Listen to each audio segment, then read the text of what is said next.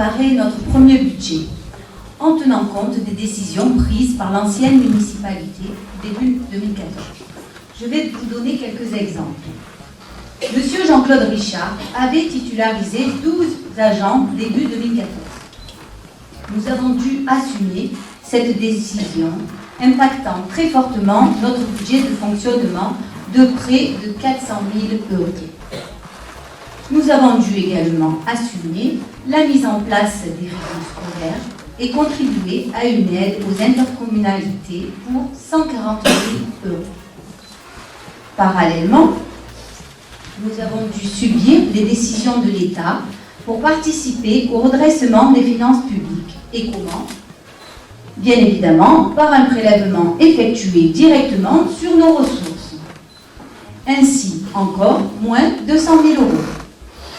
Toute la difficulté a été d'élaborer un budget avec moins 740 000 € et un endettement de 5 millions d'euros.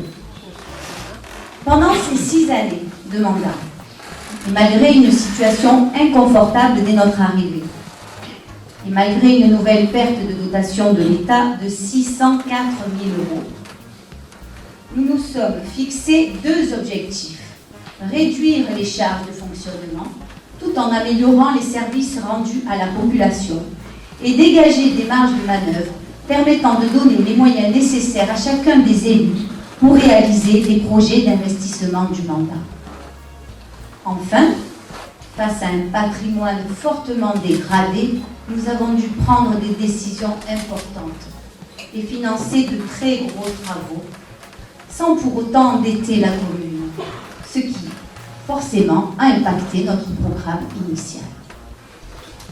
Pour financer nos investissements, nous avons eu recours à l'emprunt, à des taux préférentiels, tout en maîtrisant les montants, en planifiant par un très gros travail d'analyse, de prospective financière, en fonction de notre capacité, de sorte à ne jamais atteindre le niveau d'endettement de 2014.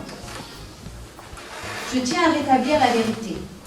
Contrairement au dire d'un candidat, il existe bien au sein de la mairie un service financier en charge notamment de l'élaboration des dossiers de demande de subvention. Nous avons pu obtenir, grâce à nos démarches auprès de la région, de l'État, du département, 2 900 000 € de subventions.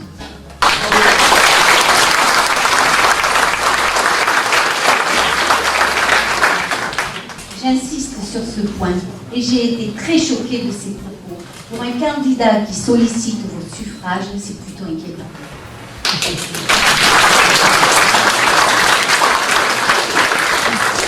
En conclusion, je peux vous dire d'ores et déjà que nos objectifs sont atteints et que la santé financière de notre commune est satisfaisante et saine.